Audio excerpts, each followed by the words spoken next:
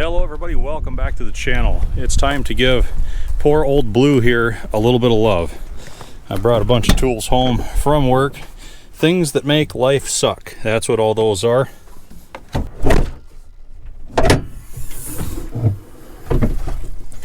Okay, show you what we have to do today. So, old Blue has started marking its territory about the last week.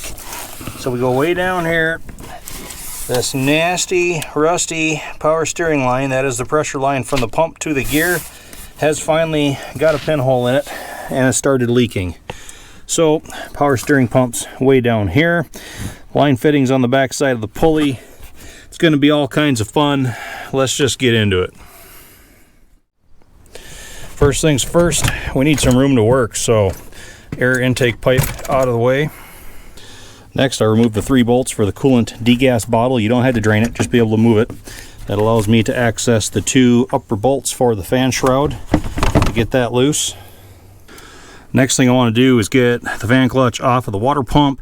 We have some tools at work that go around those water pump pulley bolts to hold the pulley from spinning, and then there's a wrench that goes on that hex. You can put a breaker bar on, manually crack it loose that way.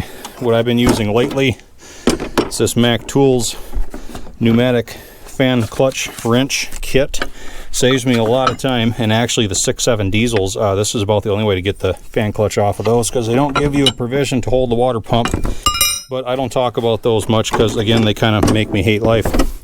But these work pretty well. Find the size that fits the hub right there. This end goes into the pneumatic hammer, hooks on like that, and you just give her. There, I got it. Spin it right off.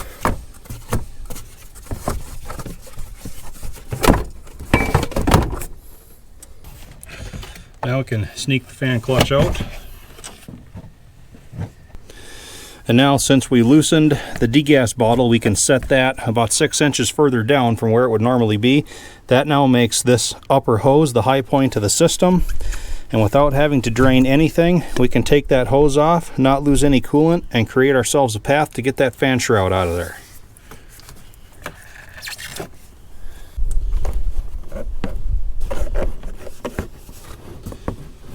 It'll fit. Trust me, it'll fit. Done it way more times than I care to remember. I'm not even being sarcastic. Here we are. Put this upper hose back on, just so something doesn't happen to make a spill. Okay, so the plan is to remove the belt so that I can remove the pulley, which will give me better access to where that line goes up, in, and behind it. But here is a lesson learned the hard way. Before you loop the belt off and before you take the pulley off, make sure you run a tap through that pump shaft and get the threads that are in there good and clean. At this point, the belt and the pulley are going to hold your shaft from turning, so that you can just twist on that tap. Reason you want to do that is so that when it comes time to put the pulley installer tool on to press it back on, you have nice clean threads in there. When you pull that pulley off and you just have a bare shaft, you have nothing to hold in order to try and get those threads cleaned and get that installer tool to fit in. So the jobs that go well, you don't tend to remember, but the jobs that went poorly and burned you are the ones that stick with you. And I remember a lot of jobs. Okay, release tension on the belt, loop it off. Now it's time to remove the pulley. I use these snap-on pullers like this. I've had this one better than 20 years. It's never let me down. The way this works, this cupped portion that's open on the end goes around the shouldered snout on the end of that pulley like that. Forcing screw turns on the center on the shaft, and it just pulls that thing right off.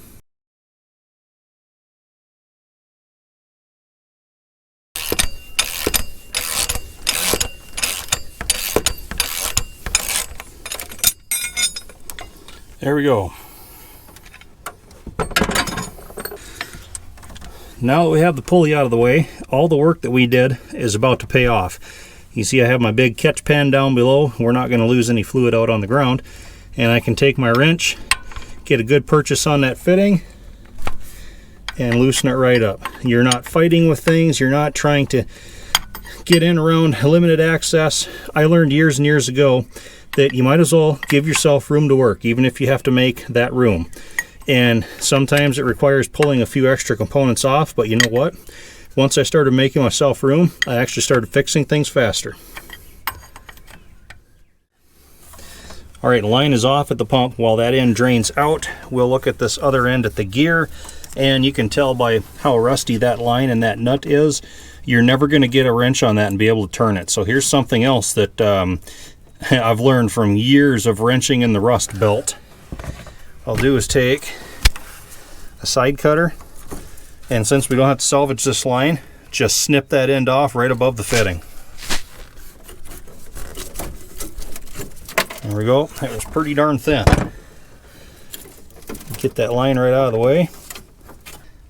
And now that the line is off the fitting, I can get a good 6-point socket on there, try and loosen it. It works even better than a flare nut wrench. And of course, get the camera positioned around here. Of course, with a, yep, look at that one rounded off. So I might have to try a couple different sizes until we get all the rust scale off of that and learn what size it is now.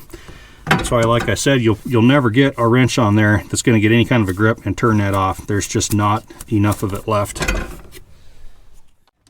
Okay, so we started with an 18 millimeter. That just curled some rust scale off. Took it down to a 17. That curled some more rust scale off. Pounded a 16 millimeter on there. That rounded off. Wire brushed it real well. Pounded a 15 millimeter on there, and that finally gave me enough of a grip to get this to start turning. Kind of work some of that loose rust off of there. Could use compressed air, but I'm at the point where I run the risk of blowing just as much stuff into the threads as out and away. So let's see if we can get this the rest of the way out. Like I say, this is where regular wrenches just don't quite do it. There's just not enough left of these things. Sometimes they barely have 6 sides on them anymore. There we go. Have a look at it. Yeah, you can see how thin that line is. Hard to imagine that started leaking, huh? Nuts just deteriorated. Welcome to road salt. I hate that stuff. All right, new line going in. And did you guys know it's really easy to thread a fitting in when there's actually 6 sides on it? I mean, it feels like cheating. I don't know. Anyway, we got that end done. Loop this other end up to the port on the bottom of the pump now. Okay, pump end a little trickier because you can't really see the fitting from up here, but that's good. So we can now put back together.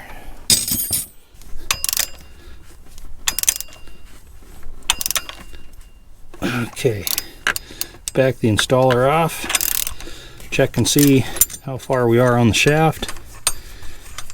Looks like about where we were before I pulled it, so we'll call this good. Just remove the tool. Now we loop the belt back on, get it engaged with all the ribs. Good there, good there, good on the AC, tensioner good, idler, alternator good. Water pump good.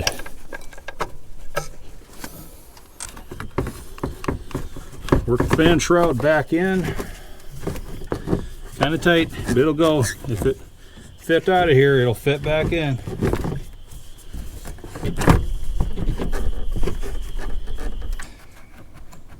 Get this upper hose clamped back in place. If this was a customer pay job, it would be getting a new clamp, but I'm kind of over it. And if this starts to drip, I'm not going to come back to me and demand that I give myself a refund. So we'll just keep an eye on it. Fan and fan clutch can go back in. So I've got the fan shroud anchored back down. All my snowplow wiring is routed where it used to be. Degas bottle is back in place, tightened down. Our upper radiator hose is also back in place. So I'll just run the fan and fan clutch up against the water pump pulley right there. Now I'll tighten it back down using the pneumatic tool. Should be good. These want to self-tighten anyway while the engine's running. Yep. First blooper right there. And with that, we're getting down to it, everybody. Air intake tube can go back on. Hook up all the hoses on the back side here. There's one. There's two. Clamp it in around the filter. Clamp it onto the throttle body.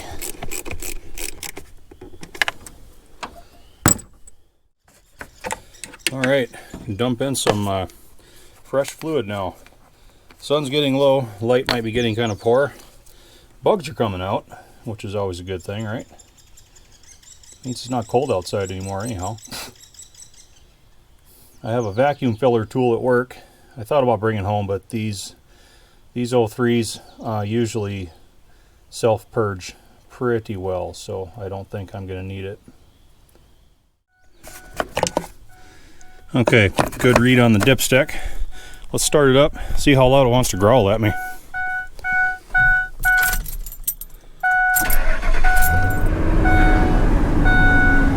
Heard a little bit of a growl. Whining just a little. Cycle it a couple times.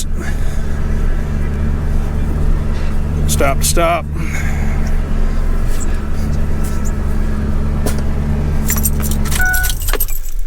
All right, sounded pretty good actually. Had good assist.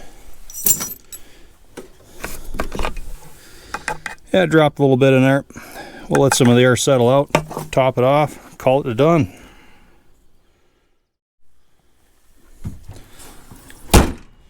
So that concludes this evening's adventures. We got poor old Blue fixed up again. Oh, it's a good truck. It just, it kills me. 16 years in the road salt is just really starting to take its toll, but I keep it running. It's just a sacrificial lamb at this point. Basically, it keeps the road salt off of my F-350. After seeing what the salt did to that thing, I just can't put that truck through it too. So anyway, we got the power steering line on. The only thing worse than having to fix cars all day is to come home and fix cars all night until the sun is just about gone. Knowing the whole time I could have actually been working on something cool, but that's how it goes. I got to keep old Blue on the road. Thanks for watching, everybody. Please tune in again.